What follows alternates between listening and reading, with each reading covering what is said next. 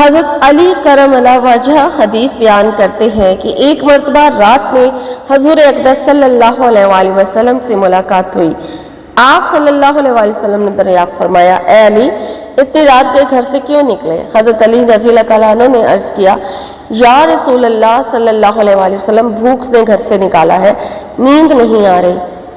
کچھ آگے بڑھے تو دیکھا کہ کچھ صحابہ بھی وہاں بیٹھے ہیں، اور ان سے جب دریافت کیا تو انہوں نے بھی یہی عذر پیش کیا۔ سامنے ایک کھجور کا درخت تھا، سردی کا موسم تھا، حالانکہ سردی کے موسم میں کھجور نہیں ہوتی۔ آپ صلی اللہ علیہ وآلہ وسلم نے حضرت علی سے فرمایا، اے علی، اس درخت سے کہو کہ اللہ کا رسول کہتا ہے ہمیں کھجوریں کھلاؤ۔